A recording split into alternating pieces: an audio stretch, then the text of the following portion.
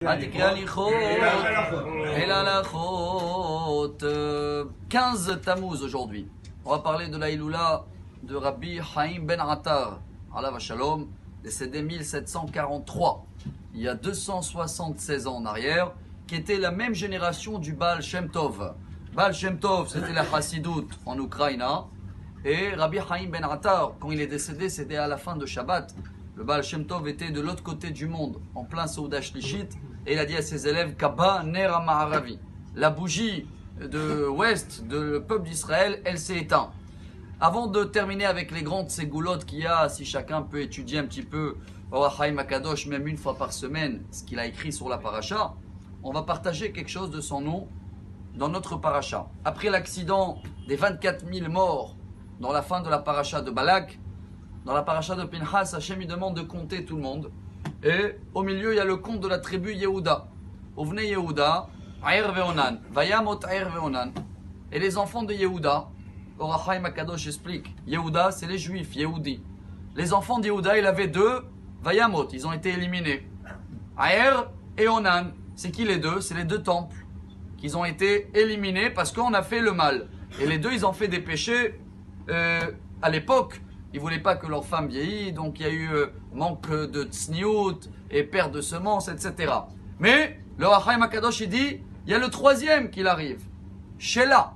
Shelah, c'était le troisième fils de Yehuda, ce qui veut dire le troisième temple que nous on attend malgré qu'on a perdu les deux à cause de les fautes qu'on a fait.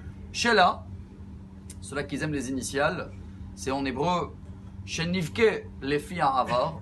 Quand on va pleurer à partir de dimanche, on va rentrer dans une période dure.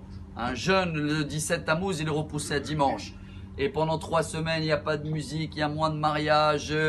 C'est une époque un peu compliquée. Alors quand on fait le Shelah, Shenivke lefi ha'avar, on se met au passé pour pleurer. Alors qu'est-ce qu'on va gagner? Toujours dans Shelah, Shenismach le'ma'an ha'atid. C'est là où on a la joie dans le troisième Beth Amikdash qui va venir. Ça, le Orach Chaim HaKadosh, il nous apprend. On va terminer en partageant une Gemara que tout le monde connaît. C'est Brachot, page cœur. Cœur en hébreu, c'est lève, page 32. Là-bas, la Gemara dit depuis que les deux temples ils ont été détruits, Nifseka Chomat Barzel, Ben Israël et Ben Aviem Sheba Shamayim. Qu'est-ce qu'on a perdu? On a perdu ce manque de contact. La Gemara dit c'est comme un mur qu'on a maintenant. On peut dialoguer avec Dieu, on prie tous les jours, on le demande, mais on n'a pas forcément le retour que nous on souhaite d'avoir tout le temps. En tous les cas, on ne le voit pas.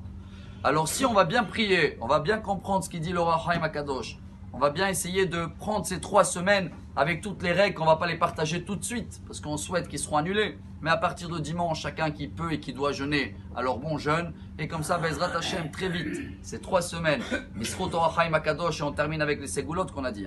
J'ai lu et vous connaissez aussi beaucoup d'histoires. Chacun qui avait des soucis très grands, où même les médecins, ils peuvent rien faire. Des couples qui n'avaient pas des enfants plus que 10 ans, des grands problèmes de santé.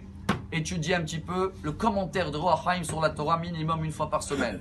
Ça existe même en français. Et comme ça, Bezrat Hashem, Orach Chaim, il va nous donner la lumière de la vie. Excellente journée. Amar Rabbi Elazar, Amar Rabbi Hanina.